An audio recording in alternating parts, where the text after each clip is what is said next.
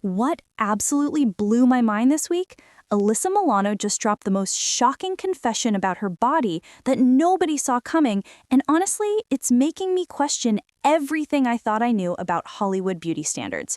But before I tell you what she revealed, let me ask you this. What would you do if you discovered that something you thought made you attractive was actually destroying your soul? Hold that thought because Milano's answer will leave you speechless. So there I was, scrolling through Instagram when bam, Alyssa Milano posts this raw, unfiltered photo with a caption that made my jaw hit the floor. And trust me, after covering celebrity news for years, that takes a lot. She wrote, "Today I'm my authentic self. Today I'm free." And attached to it was news that she had just removed her breast implants. But here's the kicker. The reason why will shock you to your core. Now, you might be thinking, okay, another celebrity plastic surgery story. But hold up, because this isn't just about going under the knife. This is about something much darker that's been haunting Milano for decades. Remember Charmed? That show where she basically ran around in bras and underwear for like 80% of every episode? Well, Milano just revealed that those scenes weren't just acting choices. They were part of a toxic culture that was slowly eating away at her self-worth. And what she says next will make you see that entire era of television completely differently.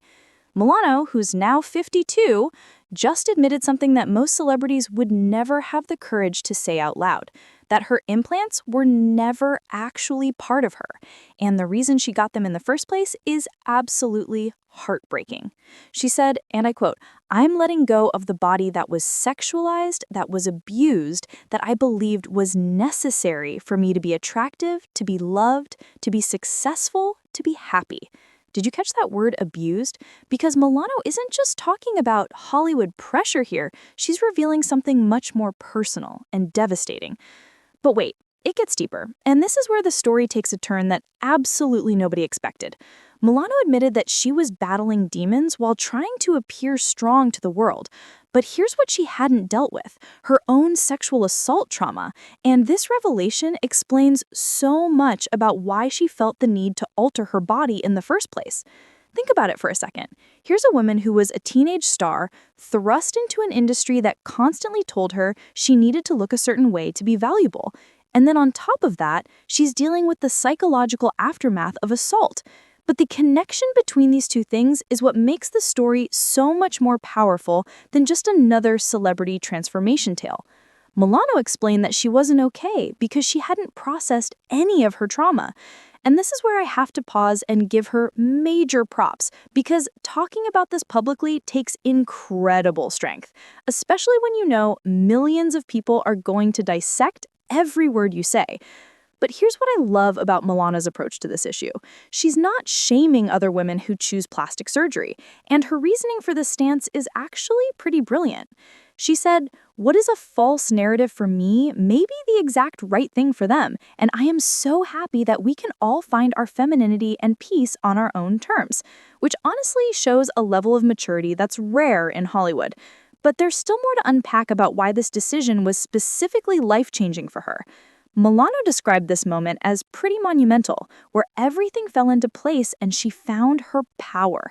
But what exactly happened during that realization is something that every woman needs to hear. She wrote that today she is loved, feminine, attractive, and successful. But here's the game changer. None of that is because of her implants. And she says there's so much joy in that knowledge and freedom of letting go of what was never really her in the first place. Now, I've covered hundreds of celebrity stories, but this one hits different because Milano isn't just talking about physical changes. She's describing a complete psychological liberation, and the way she explains this transformation is honestly inspiring. But wait, there's another layer to this story that makes it even more meaningful, and it involved her 11-year-old daughter, Elizabetha, because Milano's decision wasn't just about her own healing. Milano hopes that her choice will prevent her daughter from ever feeling those same unhealthy demands that she experienced. And when she talks about what her kids think of her courage, it literally gave me chills. She said her children know their mom is courageous, and they're trying to figure out where their own courage lies. And it makes her proud, but also makes them proud, which is honestly the most beautiful part of this entire story. Now, here's what's fascinating about Milano's timing with this revelation. She's entering a phase of life where she could easily just stay quiet and comfortable, but instead she's choosing to be vulnerable in a way that could help countless other women who are struggling with similar issues. The fact that she's talking openly about the connection between trauma, body image, and societal pressure is honestly revolutionary, especially coming from someone who was such a prominent figure during the peak of 90s sexualization in media. When I think about shows like Charmed and Melrose, Milano's right that there was this constant sexualization happening, but what's different now is that she's able to look back and recognize how that environment affected her psychologically, and that level of self-awareness is something we rarely see from stars of that era. Milano also mentioned that she believes people can change and that she's changed, and she hopes others can recognize their own growth and self-reflection, which to me suggests that this isn't just about her personal journey, but about encouraging others to examine their own relationships with their bodies and trauma.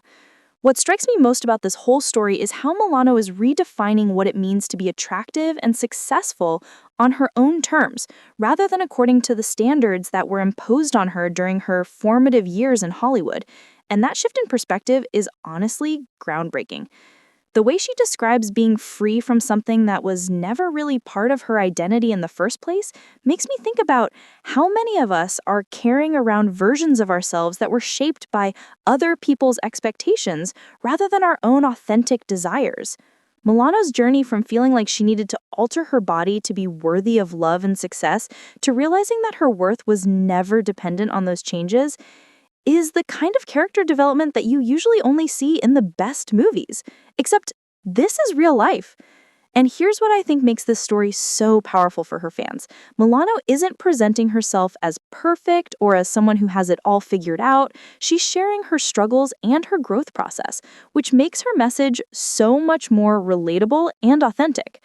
The fact that she's thinking about how her choices will impact her daughter's relationship with her own body shows that this decision was about breaking cycles of trauma and unhealthy beauty standards, which honestly gives me hope for future generations.